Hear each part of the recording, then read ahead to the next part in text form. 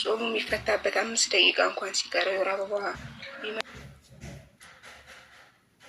ቢመጣ ያንን ቀን በሌላ ቀን ነው ጾም የምትተካው አይደል?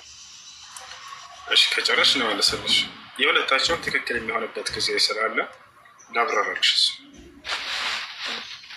አንቺ ትክክል የሚሆነው መቼ ነው? እሷም እየሰማች ስለሆነ ነገር አንቺ ትክክል የሚሆነው መቼ ነው? ፀሐይ ከመጥለቋ በፊት ማትላለ ፀሐይ ከመጥለቋ በፊት ፀሐይ እያለች የወር አበባ ቢመጣ አሁን ጾም ተላሽቷል። ጾምና ባት ከዛ ታወጣለች። የእሷ ትክክል የሚሆነው ደግሞ መቼ ነው? ፀሐይዋ ጠልቃ ከሆነ ለምሳሌ አዛን ባይልም አዛን ከማለቱ በፊት 2 5 ደቂቃ ምናምን ፀሐይ ጠልቆ ጨርሳል፣ በቃ ገብታለች። ከዚያ በኋላ የወር አበባ ቢመጣ ያ ቀን ጾም ተበላሽቷል አይባልም። እንደ ተጾመ ይቆጠራል። በሌላ ጊዜ መጾም አይቆጠርባትም። እሱ ነው። እሺ በቁርአን ላይ ደግሞ ኢየሱስ ክርስቶስ ወደዚህኛው ልመለስና ኢየሱስ ክርስቶስ አጋንንትን ከሰዎችን ከአጋንንት ስርዓት እንደፈታ ዲዳዎችን እንዲናገሩ እንዳደረገ ዕውራንን እንዳበራ ብዙ ተአምራትን እንዳደረገ ታምናላችሁ አይደል? አጋንንትን ያስፈታ የሚል ባይኖርም የማድረግ ችሎታ ግን አለው ብለን እናምናለን። እና ባያደርግም ይህም ማድረግ ቀላል ነብያቶች ያደርጋሉ፣ አማኞች ያደርጋሉ። ሌሎች ያልሻቸው ሙታንን ማስነሳት፣ ማየት የተሳናቸውን እንዲያዩ ማድረግ፣ መስማት የተሳናቸውን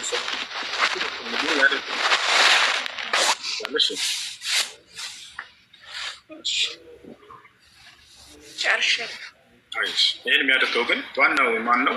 አምላክ ነው የሚያደርግላቸው እሱ። መሲሁም ይሄ ሲያደርግ ጊዜ በአላህ ስም ነው የማደርገው እያለ ይነግራቸው ነበር። በቁርአን ላይ ብላ ይህን ሁሉ የሚሰራው በአምላክ ስም እንደሆነ ይናገራል። ቢኢዝኒላህ ቢኢዝኒላህ ቢኢዝኒላህ እያለ ይናገራል። እዚያም ጋር ምን አለ? ኢየሱስ ክርስቶስ በእግዚአብሔር መንፈስ አጋንንትን አስወጣለሁ አለ። በሌላ ቦታ ላይ እኔ ከራሴ አንዳች ላደርግ አይቻለኝም፣ እንደሰማሁ እፈርዳለሁ፣ ንግግሬም ከናው የላከኝን ፈቃድ እንጂ ፈቃዴን አልሻም ብሏል። የሐዋርያት ሥራ ምዕራፍ 2 ቁጥር 22 ላይ ምን ይላል?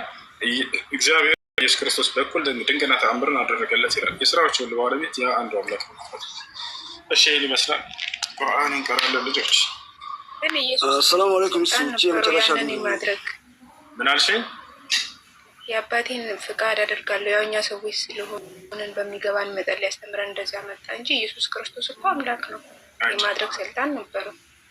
የለም ስልጣን ተሰጥቶ ነው ሁሉ ነገራቶች ሊያደርግ እና የለም እሱ ተደርጎ በመሰጠት ነው ያገኘው። ስልጣን ሁሉ በሰማይና በምድር ተሰጥቶኛል። ይወደዋልና ልጁንም ስልጣን ሰጠው። ለሰውም እንዲህ አይነትን ስልጣን የሰጠው አምላክ እግዚአብሔር ምስጋና ይገባዋል። ስለሚወደውና ልጁ ስለሆነ ነው አይደል ስልጣን የሰጠው።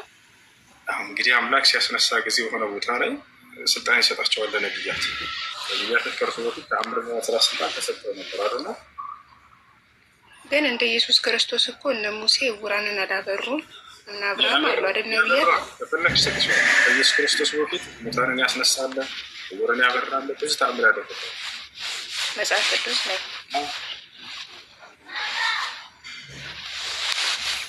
ነበር። እና ኢየሱስ ክርስቶስ ያደረገው ራሱ እሱ ሳይሆን አምላኩን ሲያደርግ ነበር። የሐዋርያት ሥራ ምዕራፍ 2 ቁጥር 22 ላይ ይላል እግዚአብሔር በኢየሱስ ክርስቶስ በኩል ድንቅና ተአምርን አደረገለት ይላል። አድራጊው አምላክ እንደሆነና በክርስቶስ በኩል እንደተደረጉ እነዚህ ሁሉ ስራዎች ይናገራል። እሺ ሰላም አለይኩም። ወአለይኩም ሰላም ወራህመቱላህ።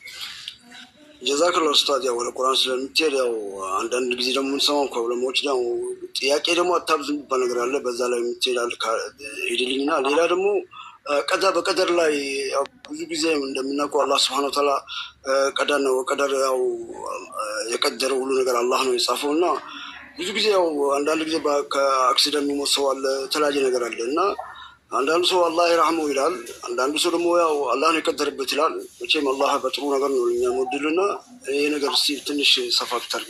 ሰው ሲሞት ነው? አዎ መልካም። ሰው ሲሞት አንዳንድ ሰው አላህ ይማረው ይላል፣ አንዳንድ ሰው ደግሞ አላህ ቀድሮበት ነው ይላል። ይሄ የሚጋጭ ነገር አይደለም። በምንም አይነት መንገድ የሞተን ሰው አላህ ይማረው እንላለን።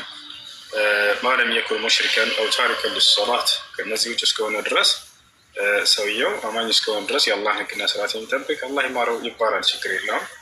ራሱን ያጠፋን ሰው አላህ ቀድሮበታል ሲባል ምን ማለት ነው? ማን ነው የሞተ ሰው? የተገደለ ሊሆን ይችላል። በማንኛውም ሹፉ ያ ዒባደላህ፣ እናንተ የአላህ ባሪያዎች ሆይ ተመልከቱ። አላህ ቀድሯል ሲባል በሰዎች ስራ ላይ ቅድመ እውቀት አለው በዚያ ላይ ማለት ነው። ቅድመ እውቀት በዚያ ላይ አለው ማለት ነው። ነገር ግን ያንን ስራ የስራው ባለቤት ማን ነው ከተባለ የሰው ልጅ ራሱ ነው። ገብቷቸዋል አይደል? ለምሳሌ እኔ አንተን ገደልኩህ እንበል። መጣሁኝና በመኪና መንገድ ላይ ያገኘው በሆነ ጉዳይ ተጣልተን ገጨሁ። አላህ ቀድሮታል ሲባል እዚህ ቦታ ላይ ምን ማለት ነው? አቅዳሩ ላህ ስብሓነሁ ወተዓላ ተተضመን አርበዐተ አሽያ አይ እነ ላህ ስብሓነሁ ወተዓላ ኸለቀ አዘማነ ወልመካነ ወልፋዒል ወልመፍዑል ብሂ አማ ልፊዕሉ ፈሁወ ናሽኡን አን ልፋዒል አው ልመፍዑል ብሂ። አላህ ስብሓነሁ ወተዓላ ቀድሯል ሲባል በአንድ ሰው ስራ ላይ አላህ በዚያ ላይ አራት ነገራቶች የእርሱ ናቸው ማለት ነው። አንደኛ ያን ስራ የተሰራበትን ቦታውን አላህ ነው የፈጠረው ያስገኘ የቀደረው። ያን ቦታ ማን ነው? ያን ስራ ሰሪውን አላህ ነው ያስገኘው። የሚሰራበትን አካል እንዲሁ ያ ስራ የተሰራበትን ጊዜ እንዲሁ ይህ ሱብሓነሁ ወተዓላ ነው። የስራው ባለቤትስ ስራው የመነጨው ከማን ነው? አላህ ስራ ብሎ ይሄን ሰው ጽፎበት ነው እንዲገድል? ላ አይደለም። የመግደሉ ፍላጎት የመነጨው ከኔ ከራሴ ነው። አያ በዚህ ላይ ግን አላህ ስብሐነሁ ወተዓላ ቀድሯል ሲባል ምንድነው? ቅድመ እውቀት አለው በዚህ ላይ እንድገድል ሳይሆን ግን እንደሚገድል ያውቃል ነው። ያንን የሚያውቀውን አሰፈረው። ጽፎታል ሲባል እንደምሰራ ያንን ያውቀዋል እና ጻፈው እንጂ እንድሰራ ጽፎብኝ አይደለም አከላከሌን ግደል ብሎ። አምላክ ክፉን ነገር አልጻፈም በማንም ሰው ላይ። አምላክ በማንም ሰው ላይ ክፉን ነገር በፍጹም አልጻፈም። ገብቷቸዋል? ይህ ነው እና አላህ ስብሐነሁ ወተዓላ አንድን ሰው ሂዶ አንዱ ሌላውን ሲገድለው ጊዜ ያልኳቸው እነዚህ አራቶቹ ነገራቶች ይይዛል እንጂ የመግደሉን ሀሳብ ከራሱ ከሰውየው ነው የሚመነጭ። አለ እዚህ ገስት ላይ መጣ። ለምሳሌ ሚውተን አንሳው። በዚህ ምሳሌ እሰጣቸዋለሁ ብዙ ጊዜ እንደተረዳ። ሚውተን አንሳው ወንድም። ሰላም አለይኩም ወራህመቱላህ። ወአለይኩም ሰላም። እንዴት ነሽ? አለ አልሐምዱሊላህ። ቀስር ሰላት ከመውጣት በፊት ቤት መስገድ ይቻላል? ወንድማችን አላህ ሚውተን አንስተዋል። አንሳው አንዴ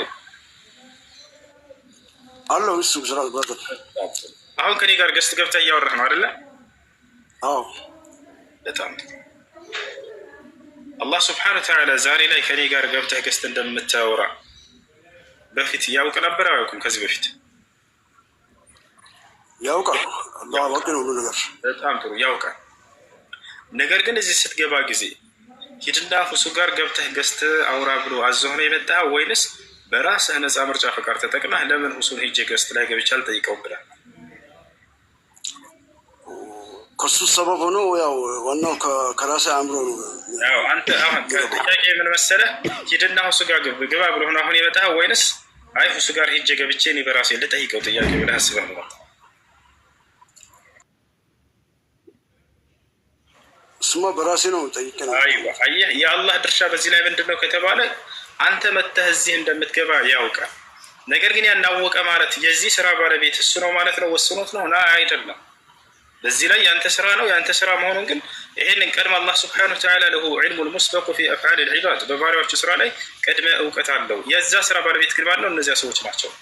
ነፃ ምርጫ ፈቃድ ሰጥቶናል። ገብታችኋል አይደለ? በማንኛቸውም ስራዎቻችን ላይ ጽድቅ የምናድርግ መጥፎ ነገር ነው። ለዚህ ነው አላህ ስብሐነሁ ወተዓላ ፈመን ሻአ ፈልዩእሚን ወመን ሻአ ፈልየክፉር ያው ነፃ ምርጫ ሳይሰጥ ይሄን አይልም። የፈለገ ይመን፣ የፈለገ ይካድ፣ የፈለገ መልካም ስራ፣ የፈለገ መጥፎ እያለ ይናገራል። ማለት ግን እንደፈለግኩን በቀጣዩ ማለም ጀነትን ታገኛለህ ማለት አይደለም። ያመነ ጸጋ ያገኛል፣ የካደ ጀሃነምን ያገኛል። በባሪያዎች ስራ ቅርብ እውቀት ያለው ማለት እንጂ እንድንሰራ ወስኖ ጽፎ አዘጋጅቶን ነው ማለት አይደለም። ይሄ ነው። እሺ ጥያቄሽ ምንድን ነው? ጀዛከላሁ እሱ መርሐባ። ቀስር ሰላት ከቤት ከመውጣት በፊት ሰላት መቀሰር ይቻላል? የሙሳፊር ሕክም የሚሰራው ሙሳፊር የሚያስብላቸው ቦታ ላይ ከተጓዛቸው በኋላ ነው። እርሱም 80 ኪሎ ሜትር እና ከዚያ በላይ የሚርቅ ቦታ ላይ ከሄዳቸው። ኦኬ። አይ ከዚህ ይቻላል የሚል ያሰምቼ እኮ ነው። እሺ ገስና ከገባችሁት ክርስቲያን ልጆች ካላችሁ ጠይቁ፣ ከሌላችሁ ቁርአን ልንቀራ ነው። ሰላም አለይኩም ወሰ ወአለይኩም ሰላም ነው። ሰዓትህን እንደወስድብህ ነው። አንድ ጥያቄ ልጠይቅህና ወርዳለሁ። እንትን ይሄ አሁን ነብያችን በተናገሩት ላይ የኡመቶች መከፋፈል ማለት ነው። የእስላሞች ከአንዷ በስተቀር ሁሉም የእሳት ነው ብለዋል። እነዛ የእሳት የሚበሉት ሰዎች ናቸው ወይስ ጊዜያዊ ቅጣት ነው የሚቀጡት? እንደ ስህተታቸው ሽርክና ከአላህን የሚያስክድ ከሆነ ይዛል ያው ዘላለም እዛ ይሆናል። ነገር ግን ከዚያ ውጭ ከሆነ ጥቃቅን ግዳዎች ከሆኑ ግን ባላቸው ስህተት ተከታይ የሚወጡ ናቸው። ሁለተኛ ደግሞ እንግዲህ ይቅርታ እንትን ሱብሂ ሰላት ላይ ዝህን ያለሁበት አካባቢ ሱብሂ ላይ ዱዓ ያደርጋሉ ሁሉ ጊዜ። ሁለተኛው ላይ ቆመው ዱዓ ያደርጋሉ። ይሄስ እንዴት ይታያል? ይፈቀዳል? አይቻልም። እንግዲህ አይቻልም አይደለ? እዚህ ሰዎች ማስረጃ ሊያደርጉላቸው የሚችሉት አንድ ነብዩ ሰለላሁ ዐለይሂ ወሰለም አልፎ አልፎ ያደረጉትን ልብ በሉ። ለዘወትር ማስረጃ ሊሆን አይችልም። ቆይ አንዴ ዘወትር ነብዩ ሰለላሁ ዐለይሂ ወሰለም ሱብሂ በሚሰግዱ ጊዜ ቁኑት አድርገዋል ወይ አላደረጉም? ስለዚህ አንዳንድ ያደረጉትን ለዘወትር ማድረግ ማስረጃ ማድረግ ተገቢ አይደለም። እሱ እንዳጠቃላይ አልፎ አልፎ ነው ነብዩ ሰለላሁ ዐለይሂ ወሰለም ይሄን ያደረጉት። በምን ጉዳይ ከተባለ አንዳንድ ሙናሰባዎች አጋጣሚዎች ሲኖሩ፣ ለምሳሌ ጠዋት ጠላት ለጠቃቸው ከሆነ አማኞችን ጂሃድ ሊከፍት ነብዩ ሰለላሁ ዐለይሂ ወሰለም ቁኑት ያደርጋሉ ሌሊት ላይ አላህ ስብሐነሁ ወተዓላ እርዳታውን እንዲለግሳቸው ለአማኞች በጠላቶች ላይ ድል እንዲነሳላቸው። ሌላ ምናልባት ሌሊት ላይ ጨረቃ ልትጋረድ ትችላለች አይደለ? የዛን የሱብሒ ላይ ሰዎች እየሰገዱ በዛው ቁኑት አድርገው አላህ እንግርዶች እንዳነሳላቸው በዛ ቢጸልዩ ይችላሉ፣ ዱዓ ቢያደርጉ። እንዲህ አይነት አጋጣሚ ሲኖር ጊዜ እንጂ ዘወትር ሁልጊዜ አላደረጉም ነብዩ ሰለላሁ ዐለይሂ ወሰለም። ለዚህ ነው አብዱልዐዚዝ ብን ባዝ፣ ኢብኑ ዑሰይሚን፣ ሷሊህ አልፈውዛን እነዚህ ታላላቅ ጊዜያችን ዑለሞች ይሄ ነገር ቢድዓ ነው የተናገሩት። እሺ እንትን እነሱ ዱዓ ሲያደርጉ ዝም ብሎስ ሶላትን ብቻ ሰግዶ መሄድ እነሱ ጋር በሌላ ቦታ ላይ በአቅራቢያ የሱኒ መስጂድ አለ። ከዚህ ነገር ከዚህ የራቁ ሰዎች ካሉ ከነዚያ ጋር ስገድ። አማራጭ ከሌለ ግን ከነዚህ ጋር በምትሰግድ ጊዜ ይሄ ነገር እስልምና የሚያስወጣ የሆነ ቢድዓ አይደለም እና ሽርክ አይደለም፣ ክህደት አይደለም። ስለዚህ አንተ ዱዓውን አሚን እንዳትል እጅህን አጣጥፈህ ጠብቅ። ልክ ያን ጨርሰው ኢማሙ ሲወርድ ጊዜ እዛኔ አንተም ተከትለህ ሄደህ ታሰላምታለህ ማለት ነው። እሺ፣ አመሰግናለሁ። አላህ ይጠብቀህ ወንድሜ።